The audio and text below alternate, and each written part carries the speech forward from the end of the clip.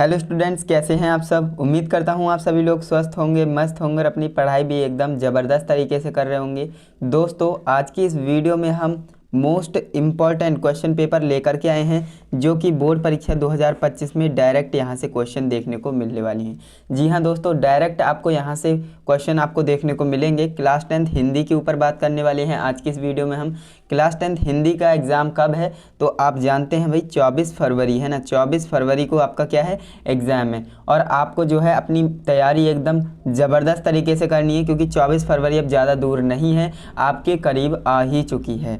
और दोस्तों, इस वीडियो को आप कंप्लीट देखेंगे ना तो आपको क्वेश्चन पेपर का पैटर्न तो पता लगेगा ही, साथ जो 2025 का जो मैंने खुद डिज़ाइन किया है हिंदी का क्वेश्चन पेपर वो आप सॉल्व करेंगे तो डेफिनेटली आपको मैक्सिमम क्वेश्चंस यहीं से देखने को मिलने वाले हैं। ओके, तो इस वीडियो को आप कंप्लीट बने रहिएगा, मैं सारी चीज़ें आपको बिल्कुल अच्छे से एक्सप्लेन करने वाला हूँ। देखिए, बात करें सबसे पहले पृष्ठों की संख्या है ना, जो मुद्रित पृष्ठों की संख्या होगी वो 8 होगी, यानी 8 पेजों का आपका पेपर आएगा, क्वेश्चन पेपर आएगा। और बात करें यहाँ पर आपको अनुक्रमांक डालना है ना, शब्दों में नहीं डालना होता है, यहाँ पर आपको अंकों में अपना अनुक्रमांक डालना रहता है। और यहाँ पर आपको अपना पूरा नाम डाल देना है जो भी आपके आधार कार्ड में होता है। ओके, और ये जो 2025 का क्वेश्चन पेपर है जैसा कि मैंने आपको बताया कक्षा 10 हिंदी का। ओके, इतनी बात क्लियर है, बिल्कुल क्लियर होगी। और समय आपको कितना मिलता है, 15 मिनट का 3 घंटे 15 मिनट का आपको समय मिलता है। ओके, निर्देश ये बहुत ही ज़्यादा महत्वपूर्ण होते हैं, काफ़ी स्टूडेंट्स इन्हें ध्यान से पढ़ते नहीं हैं और क्वेश्चन पेपर जब सॉल्व करते हैं तो बहुत सी गलतियाँ करते हैं, जबकि अगर आप इन्हें पढ़ लेंगे तो कोई भी मिस्टेक नहीं करेंगे क्योंकि सारी चीज़ें आपको समझ में आ जाएंगी। मैं आपको बिल्कुल बारीकी से सारी चीज़ें समझाने वाला हूँ, ये इंस्ट्रक्शंस आपको बिल्कुल अच्छे से समझाऊंगा जिससे कि आप एग्जाम में तो गलती नहीं करेंगे, है ना। तो देखिए, सबसे पहले पॉइंट की बात करते हैं।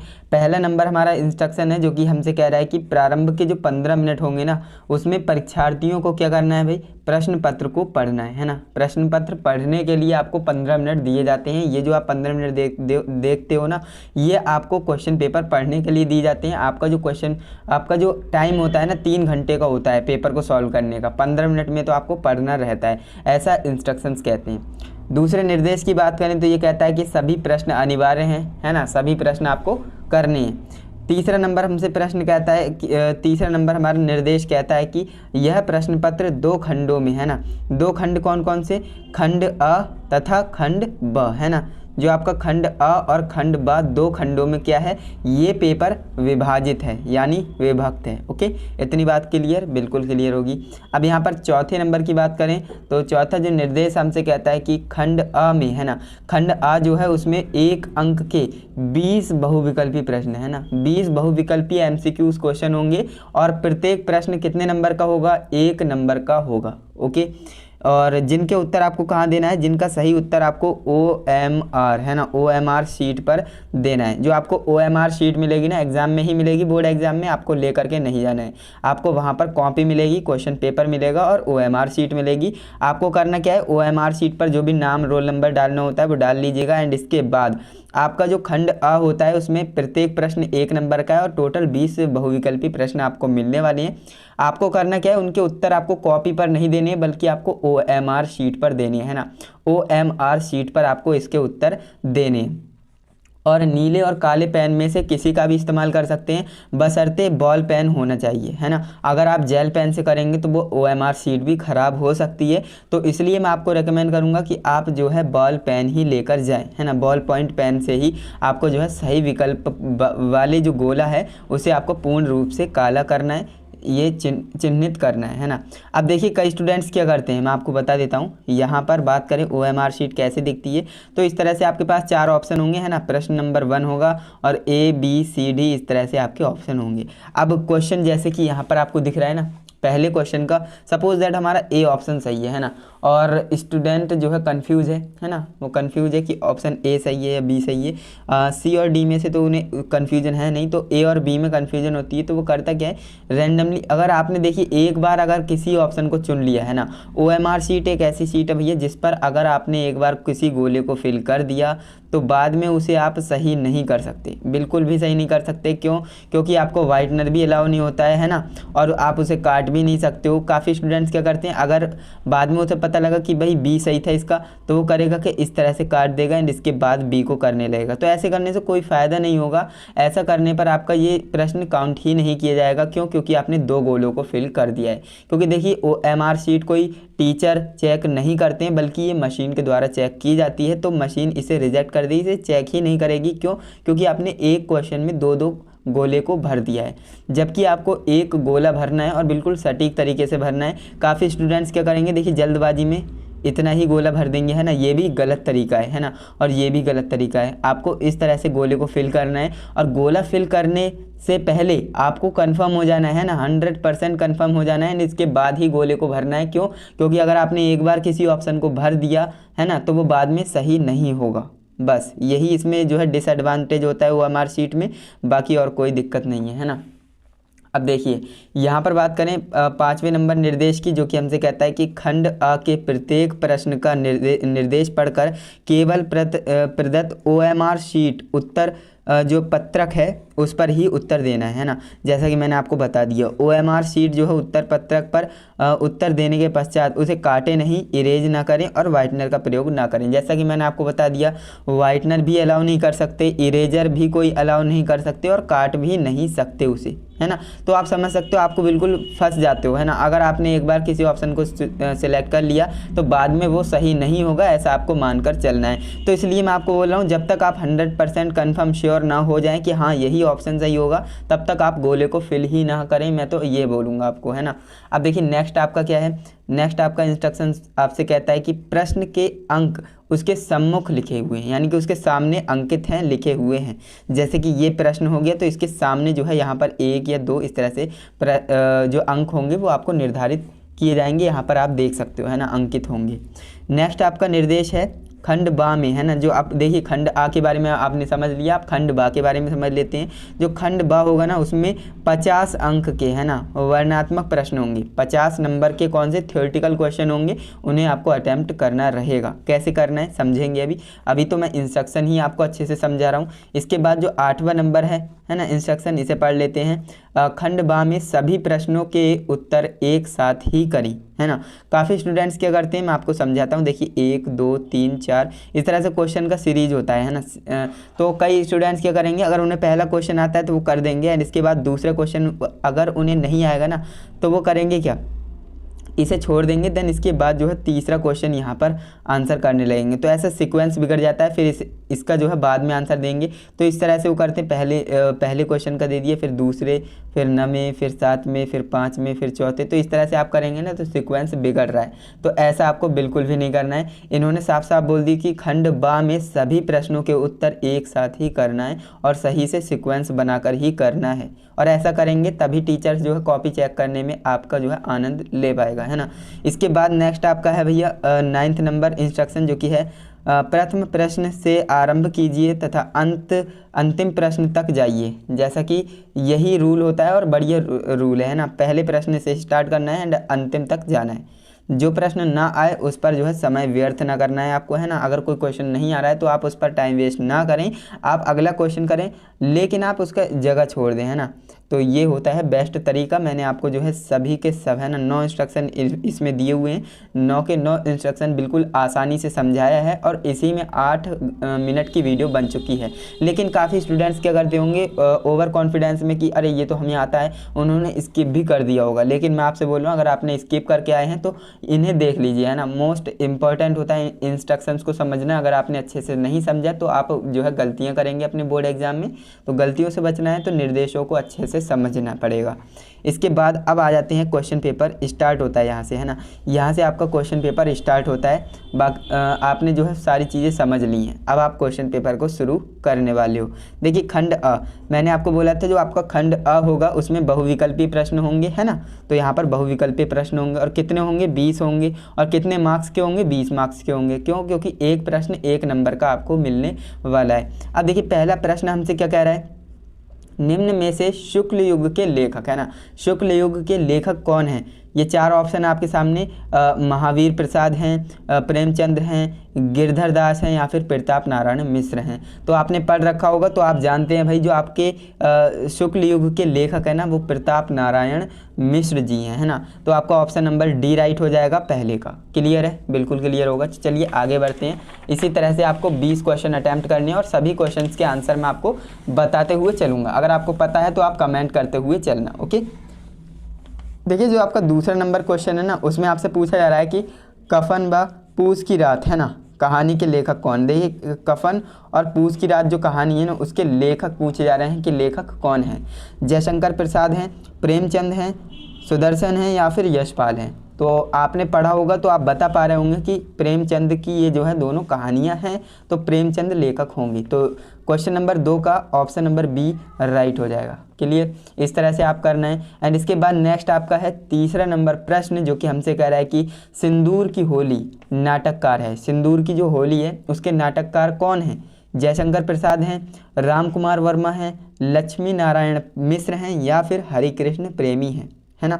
तो इसका राइट आंसर क्या होगा, तो इसका राइट आंसर हमारा ऑप्शन नंबर सी होगा। क्यों, क्योंकि इसमें लक्ष्मी नारायण मिश्र जी हैं जिनकी जो है नाटक है कौन सा, सिंदूर की होली, है ना, सिंदूर की होली।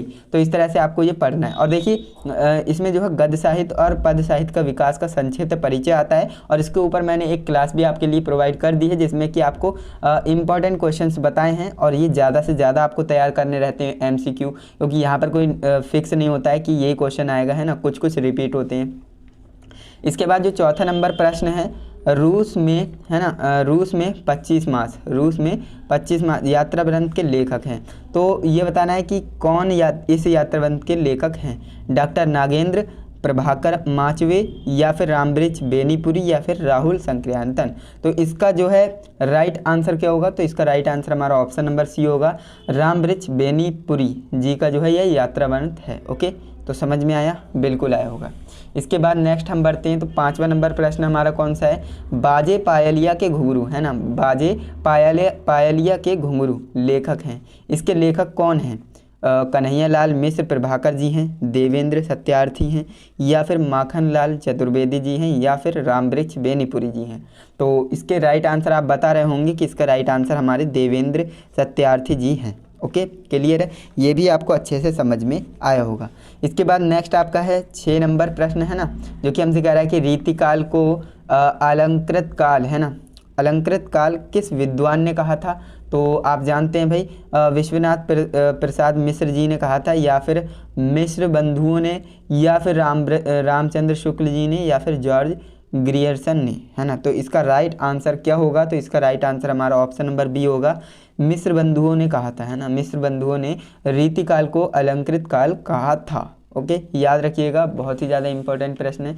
एंड इसके बाद नेक्स्ट आपका 7वां नंबर प्रश्न है, निम्नलिखित में से कौन सी कीर्ति रीतिकालीन कवि देव की नहीं है, है ना, रीतिकालीन कवि देव की नहीं है। तो कवि प्रिया, भाव विलास या फिर भवानी विलास या फिर रस विलास, है ना। तो इसका राइट आंसर हमारा ऑप्शन नंबर सी होगा, है ना, भवानी विलास। भवानी विलास जो है रीतिकालीन कवि देव की नहीं है। Okay, clear. इसके बाद 8वां नंबर प्रश्न हमारा है द्विवेदी युग की विशेषता यानी प्रवृत्ति है ना। तो कौन सी है, इतिवृत्तात्मक, है ना, इतिवृत्तात्मकता या फिर श्रृंगार एवं प्रेम या फिर नारी सौंदर्य का चित्रण या फिर इनमें से कोई नहीं।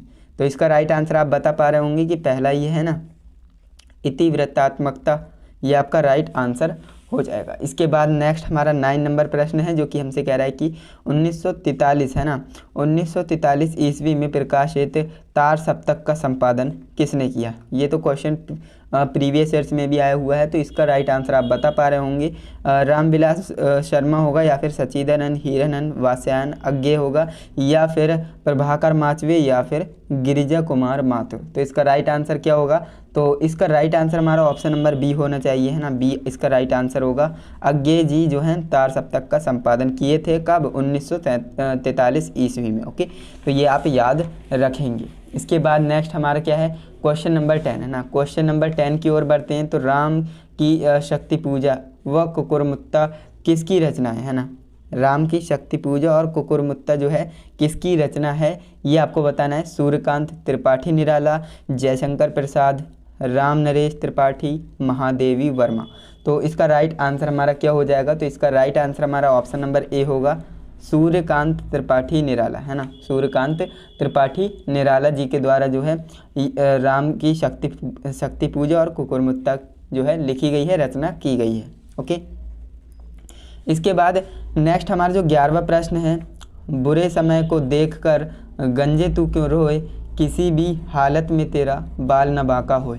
ये जो है आपने पढ़ रखा होगा। अब आपको बताना है कि उपर्युक्त पंक्तियों में कौन सा रस है ना। रस आपको बताना है। देखिए रस काफ़ी आसान तरीके से आपने पहचान लिया होगा। ये किसका उदाहरण है, आपने पढ़ा भी होगा। बुरे समय को देखकर गंजे तू क्यों रोए, किसी भी हालत में तेरा बाल न बांका होए। तो वीर रस होगा, करुण रस होगा, श्रृंगार रस होगा या फिर हास्य रस होगा। तो इसका राइट आंसर आप जो है जानते ही होंगे। इसका राइट आंसर हमारा ऑप्शन नंबर डी होगा, हास्य रस, है ना, हास्य रस। इसके बाद जो हमारा 12वां नंबर प्रश्न है, उस काल मारे क्रोध के तन कांपने उनका लगा, मानो हवा के वेग से सोता हुआ सागर जगा। अब आपको बताना है कि उपयुक्त रेखांकित पंक्तियों में कौन सा अलंकार है। अब आपको बताना है अलंकार कौन सा है, उपमा अलंकार है, उत्प्रेक्षा अलंकार है, रूपक अलंकार है या फिर श्लेष अलंकार है ना। तो 12वें नंबर प्रश्न का आपका राइट आंसर क्या हो जाएगा, ऑप्शन नंबर सी, है ना, उत्प्रेक्षा अलंकार। उत्प्रेक्षा अलंकार इसका जो है राइट आंसर हो जाएगा। इसके बाद जो 13 नंबर प्रश्न है, नील सरोरु श्यान तरुण अरुण बारिज नयन कराउ सो मम उर धाम सदा क्षीर सागर शयन, है ना। तो आपको बताना है उपयुक्त पंक्तियों में अप्रयुक्त छंद। अब आपको छंद बताना है। देखिए आपने रस बता दिया, अलंकार, आप छंद की बात कर रहे हैं तो छंद आपको बताना है कौन सा छंद होगा, सोरठा, दोहा, रोला या कुंडलिया, है ना। तो इसमें से राइट आंसर क्या हो जाएगा, तो इसका राइट आंसर हमारा ऑप्शन नंबर ए होगा, है ना, सोरठा। सोरठा छंद इसमें है तो ऑप्शन नंबर ए इसका राइट हो जाएगा। आपने इसकी परिभाषा पढ़ रखी होगी तो आप इसे पहचान भी पा रहे होंगे। इसके बाद जो आपका 14 नंबर प्रश्न है, निम्नलिखित में से किस शब्द में अनु उपसर्ग का प्रयोग नहीं हुआ है। देखिए क्वेश्चन हमसे क्या कह रहा है, निम्नलिखित में से किस शब्द में अनु उपसर्ग का प्रयोग नहीं हुआ है, नहीं बोल रहा है ना। देखिए अनुकरण होगा, अनुशासन या अनुत्तीर्ण या फिर अनुवाद। तो इसका राइट आंसर क्या हो जाएगा, तो इसका राइट आंसर आप बता पा रहे होंगे कि ऑप्शन नंबर सी होगा, अनुत्तीर्ण, है ना। अनुत्तीर्ण में जो है अनु उपसर्ग का प्रयोग नहीं हुआ है। ओके, क्लियर है, बिल्कुल। इसके बाद आपका 15 नंबर प्रश्न है, नीलकंठ त्रिनेत्र चतुर्भुज, है ना, समस्त पद में प्रयुक्त समास। समास बताना है आपको कि कौन सा समास होगा, द्वंद्व होगा, द्विगु होगा, बहुव्रीहि होगा या अवयवी भाव होगा। तो 15वें जो आपका प्रश्न है उसमें जो आपका ऑप्शन है ऑप्शन नंबर बी आपका सही होगा, बहुव्रीहि, है ना। तो ये जो है आपका राइट आंसर हो जाएगा। इसके बाद हम आगे बढ़ते हैं। 15 प्रश्न हमने देख लिए हैं ऑब्जेक्टिव वाले। इसके बाद हम बढ़ते हैं आगे, तो 16 नंबर प्रश्न की बात कर लेते हैं। बादल का पर्यायवाची शब्द नहीं है। देखिए नहीं, क्वेश्चन को ध्यान से पढ़ा करें। स्टूडेंट्स जल्दबाजी में क्या करेंगे, बादल का पर्यायवाची शब्द है इस तरह से वो लगाकर चले जाएंगे, लेकिन आपको क्वेश्चन ध्यान से पढ़ना है, नहीं छिपा हुआ होता है। देखिए बादल का पर्यायवाची शब्द नहीं है ना, वो पूछ रहा है। तो नीरद, तोयद, अम्बुद, पयोद या जलद पाथोद या फिर जलज पंकज। तो इसका राइट आंसर हमारा क्या होगा, तो इसका राइट आंसर आप बता पा रहे होंगे, ऑप्शन नंबर डी होगा, है ना, जलज और पंकज। ओके, क्लियर है, बिल्कुल। इसके बाद नेक्स्ट हमारा जो है 17 नंबर प्रश्न है ना, 17 नंबर, युष्मद तुम, यानी युष्मद का मतलब तुम, सर्वनाम शब्द का तृतीय एक वचन रूप है ना। तो इसका राइट आंसर हमारा क्या होगा, युवाम होगा, त्वया हो गया, त्वयत होगा या फिर तुभ्यम होगा, है ना। तो इसका राइट आंसर हमारा क्या होगा, ऑप्शन नंबर बी यानी त्वया, है ना, त्वया इसका राइट आंसर हो जाएगा। इसके बाद 18 नंबर प्रश्न हमारा है, आंधी आई और हम घर भागने लगे, है ना। रचना के आधार पर इस वाक्य का प्रयोग है, यानी कि रचना के आधार पर इस वाक्य का प्रकार है, किस प्रकार का ये वाक्य है, आंधी आई और हम घर भागने लगे, किस तरह का ये वाक्य है, सरल वाक्य है, संयुक्त वाक्य है, मिश्र वाक्य है या इनमें से कोई नहीं। तो 18वें नंबर का कौन सा ऑप्शन सही होगा, 18वें नंबर प्रश्न का हमारा ऑप्शन नंबर सी सही होगा, संयुक्त वाक्य, है ना, संयुक्त वाक्य है। इसके बाद 19 नंबर प्रश्न हमसे क्या कह रहा है, महात्मा बुद्ध ने विश्व को शांति का संदेश दिया, इस वाक्य का वाच्य बताइए। इसका हमें वाच्य बताना है। महात्मा बुद्ध ने विश्व को शांति का संदेश दिया, कर्तव्यवाच्य होगा या फिर कर्मवाच्य या फिर भाववाच्य या इनमें से कोई नहीं। तो इसका राइट आंसर हमारा क्या होगा, तो इसका राइट आंसर जो होगा हमारा ऑप्शन नंबर बी इसका राइट होगा, कर्मवाच्य, है ना।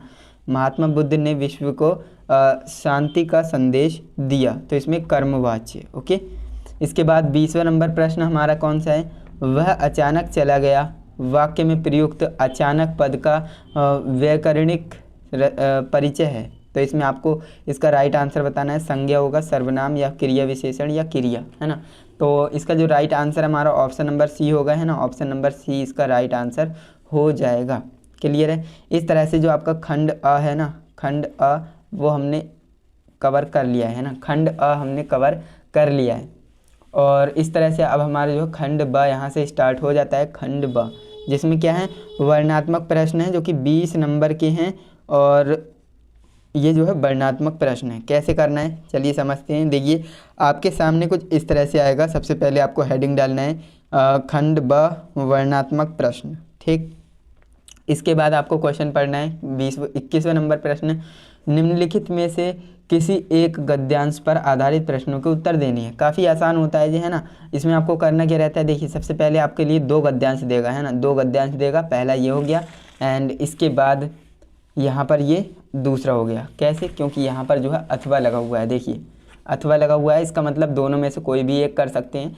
तो यहाँ पर अगर आप इसका आंसर दे रहे हैं तो अगले वाले का मत दीजिएगा, अगर अगले वाले का दे रहे हैं तो इसका मत दीजिएगा, क्योंकि अथवा में किसी एक का ही करना रहता है। तो अब देखिए आपको करना क्या है, इसे आसानी से पढ़ना है ना, सही तरीके से पढ़ना है, क्योंकि इसमें ही इसके उत्तर छिपे हुए होते हैं। कैसे, उपयुक्त गद्यांश का संदर्भ लिखिए, संदर्भ में के पाठ और लेखक के नाम आपको लिख देने हैं। आपने ये जब ये पढ़ेंगे ना तो आपको पता लग जाएगा, अगर आपने किताब अच्छे से पढ़ी होगी तो आप देखते ही बता देंगे कि ये गद्यांश किस चैप्टर से लिया गया है, उस चैप्टर के क्या लेखक कौन है ना, वो आप बता देंगे। इसके बाद गद्यांश के रेखांकित अंश की व्याख्या कीजिए। देखिए रेखांकित अंश किसे कहते हैं, जो ये अंडरलाइन आप देख रहे हैं ना, इतनी बड़ी अंडरलाइन, इतने में ही, है ना, इतने का ही आपको क्या करना है, आपको व्याख्या करनी है ना।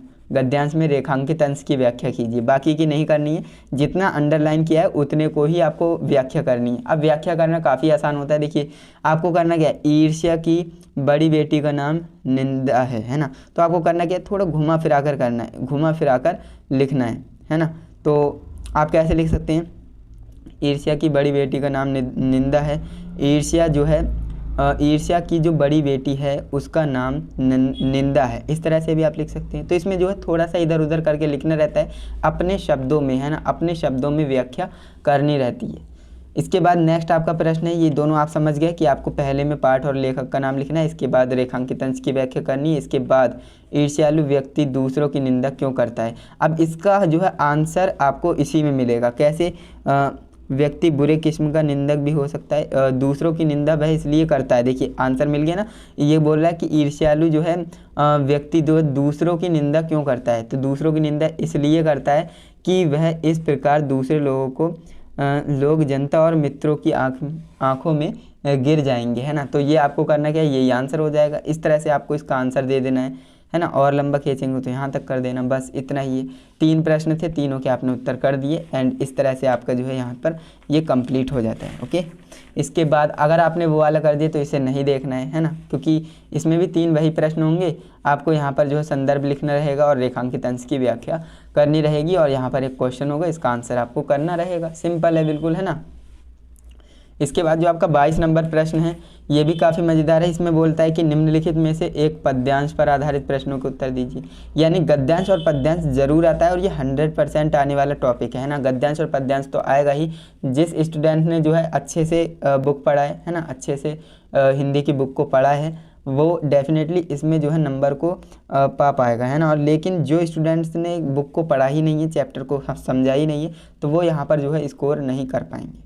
अब यहाँ पर आप देखिए इसमें बोलता है कि पद्यांश आपके लिए देगा कितने, 2 पद्यांश देगा जिसमें से एक का ही आपको उत्तर देना है। पहला आपका ये हो जाएगा एंड इसके बाद दूसरा आपका ये हो जाएगा, है ना। 2 आपके लिए पद्यांश होंगे, दोनों में से जो भी आपको अच्छा लगे, है ना, जो भी आपको आता हो उसके आप आंसर करिएगा। इसमें देखिए पहला आपके लिए ये है ना, इसे आप पढ़ लेना। एंड इसमें सिंपल वही करना है, देखिए उपयुक्त पद्यांश का संदर्भ में क्या पाठ और लेखक के नाम लिखना है ना, इसमें कवि के नाम आ जाएंगे। एंड इसके बाद नेक्स्ट आपका है पद्यांश से रेखांकित अंश की व्याख्या करनी है ना, है सिंपल है बिल्कुल। अब यहाँ पर आप देखेंगे यहाँ पर भी आपके लिए रेखांकित अंश मिल गया, तो जितना रेखांकित अंश है उतने की ही आपको क्या करनी है, अपने शब्दों में व्याख्या करनी है। हालांकि ये थोड़ा डिफिकल्ट होता है, आपको शब्दों का जो है अर्थ पता होना चाहिए, है ना, तभी आप कर पाएंगे। तो इस तरह से आपको करना है। इसके बाद तीसरे नंबर आपका प्रश्न होता है, पुष्प वनमाली के समक्ष अपनी कौन सी इच्छा चाह प्रकट करता है। तो इसका आंसर आपको इसी में मिल जाएगा, आप ढूंढिएगा एंड इसका आंसर कर दीजिएगा। सिंपल है, कोई कठिन नहीं है ना। हिंदी में बहुत ही ज़्यादा स्कोर करने का मौका आपके पास रहता है एंड ये अथवा में अगर आपने ऊपर वाला कर दी तो आप इसे स्किप कर देंगे। ओके, इतना ही आपको करना है। देखिए गद्यांश और पद्यांश तो ज़रूर आता है ना, तो आपको करना क्या है, इसे अच्छे से तैयार करना है और 2 में से 1 करना रहेगा, तो ऑप्शनल होता है आपके लिए। अब यहाँ पर आप देखिए ये हमने ये जो है पुरानी जो पद्यांश था उसके ही प्रश्न के उत्तर हैं। इसके बाद हम 23 नंबर प्रश्न पर आते हैं। 23 नंबर प्रश्न हमसे कह रहा है कि नीचे दिए गए संस्कृत पद्यांश में से किसी एक का ससंदर्भ हिंदी अनुवाद कीजिए। देखिए हिंदी अनुवाद भी ज़रूर आएगा और हिंदी अनुवाद में भी 2 चीज़ें आपके लिए देगा, बोलेगा 1 का आपको आंसर करना है। देखिए क नंबर आपसे बोला है, ख नंबर आपसे बोला है, कह रहा है कि किसी एक, है ना, किसी एक का आपको करना क्या है, ससंदर्भ। ससंदर्भ का मतलब होता है संदर्भ के साथ। संदर्भ का मतलब क्या होता है, मैंने आपको बताया, पाठ और लेखक का नाम। तो आपको पाठ और लेखक का नाम लिखना है, इसके बाद हिंदी अनुवाद इसका कर देना है। सिंपल है ना, जो भी आपको आसान लगे, है ना। अब देखिए ये जो है ऑब्वियसली बड़ा है तो इसे तो आप ना ही करें एंड यहाँ से आप इसे कर सकते हैं। ये 4 लाइनों का है और ये जो है 6 लाइनों का है ना। तो जो आपको आसान लगे वो आप कर सकते हैं। हिंदी अनुवाद करना तो आपको आता ही होगा। एंड इसके बाद जो आपका 24 नंबर प्रश्न है ना, 24 नंबर प्रश्न आपसे क्या कह रहा है, नीचे दिए गए संस्कृत पद्यांश में से किसी एक ससंदर्भ हिंदी अनुवाद करना है।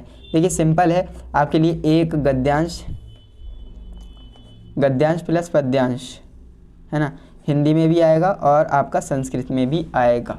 क्लियर है, तो इसलिए आपको बोल रहा हूँ कि आपको जो है गद्यांश पद्यांश को अच्छे से पढ़ना है, यानी कि हिंदी की बुक है ना, जो आपकी हिंदी की किताब है, पुस्तक है, तो उसे आप अच्छे से पढ़िए क्योंकि वही आपको नंबर दिलाने वाली है। क्लियर है। अब यहाँ पर आप देखेंगे इसमें बोल रहा है कि संदर्भ भी देना है कि ये किस चैप्टर से है, उसके लेखक कौन है, प्लस इसका जो है हिंदी अनुवाद भी करना है ना, हिंदी अनुवाद भी करना है। अब देखिए ये 2 लाइनों का है और ये भी 2 लाइनों का, जो भी आसान लगे उसका आप आंसर कर सकते हैं।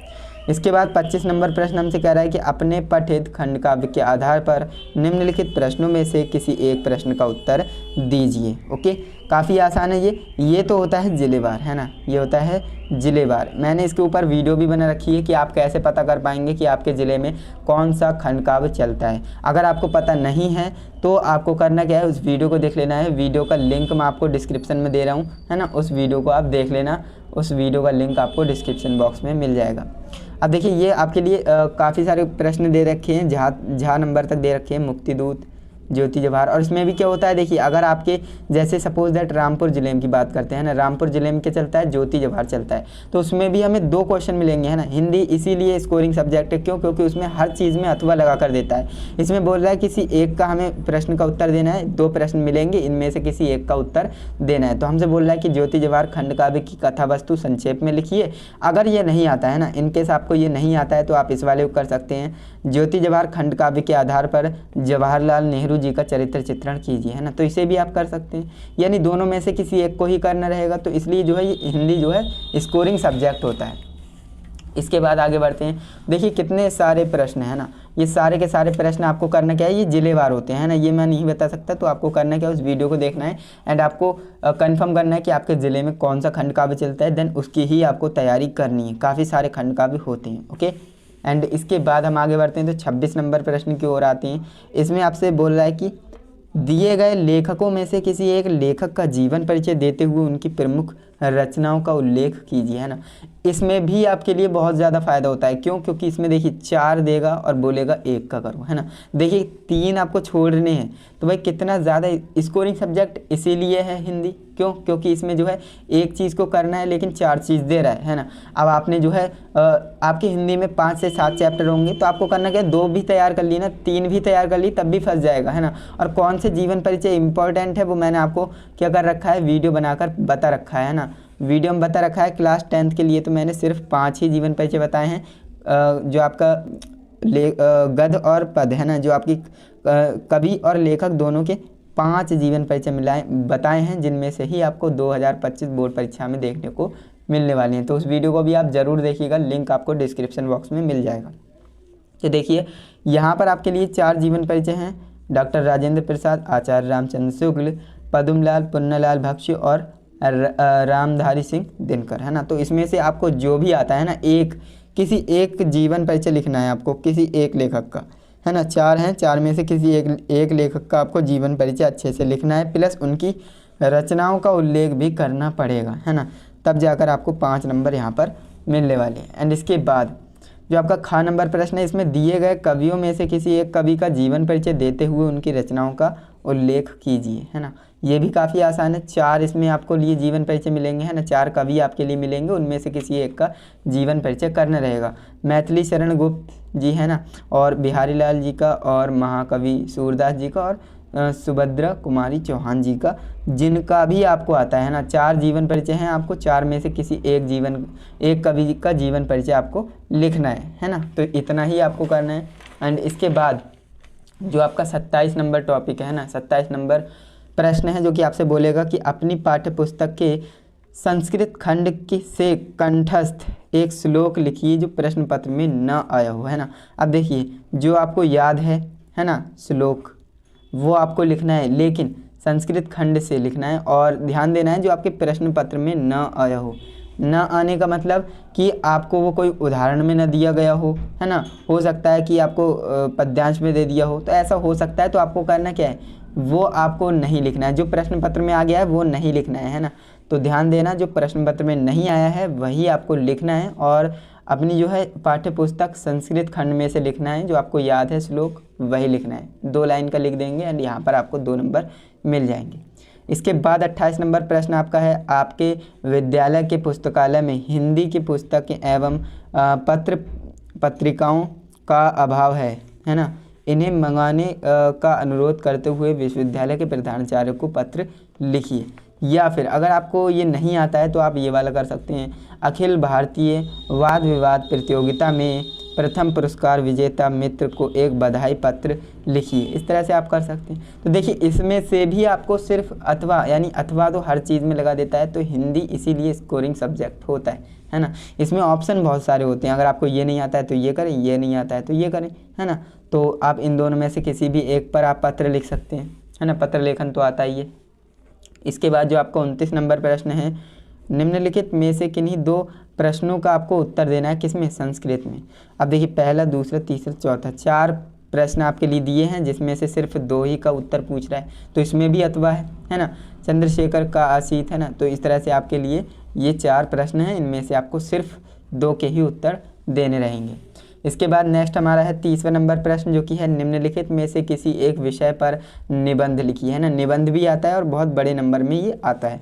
अब देखिए पहला, दूसरा, तीसरा, चौथा, 5वां, 5 आपको दे रखे हैं। अब 5 टॉपिक में से किसी एक टॉपिक पर आपको निबंध लिखना है। तो पूरे पेपर में आपने एक चीज़ नोटिस की होगी कि भैया अथवा हर चीज़ में देता है, तो हिंदी इसीलिए स्कोरिंग सब्जेक्ट होता है। अब यहाँ पर बात करें आप किस टॉपिक पर लिखेंगे निबंध, तो वो जो भी आपको आता है किसी पर भी लिख सकते हैं। 5 हैं, 5 में से सिर्फ एक ही टॉपिक पर आपको निबंध लिखना है। सड़क सुरक्षा जीवन रक्षा पर लिख सकते हैं, या फिर मेरे सपनों का भारत लिख सकते हैं, या फिर जल है तो कल है इस पर लिख सकते हैं, या फिर सांप्रदायिकता एक अभिशाप इस पर लिख सकते हैं, या फिर जीवन में कंप्यूटर का महत्व इस पर लिख सकते हैं। तो 5 हैं, 5 में से सिर्फ एक पर ही, एक टॉपिक पर भी आपको निबंध लिखना है, देन इसके नंबर भी आपको मिल जाएंगे। तो इस तरह से आपका जो है हिंदी का पेपर हो जाता है कंप्लीट। एंड आई होप आपको ये वीडियो अच्छी लगी होगी। अगर आपको वीडियो अच्छी लगी है तो वीडियो को फटाफट से एक लाइक कीजिएगा, है ना। अपने दोस्तों के साथ भी शेयर कर देना, जिससे कि वो भी इस वीडियो को देख सकें।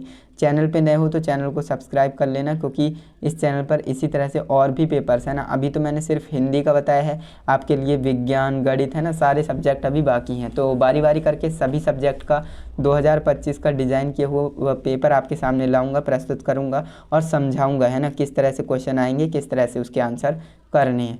तो उम्मीद करूंगा आपको वीडियो अच्छी लगी होगी, तो वीडियो को ज़्यादा से ज़्यादा शेयर ज़रूर करना। एंड हम मिलते हैं नेक्स्ट इंटरेस्टिंग इन्फॉर्मेटिव वीडियो के साथ। तब तक के लिए जय हिंद, वंदे मातरम।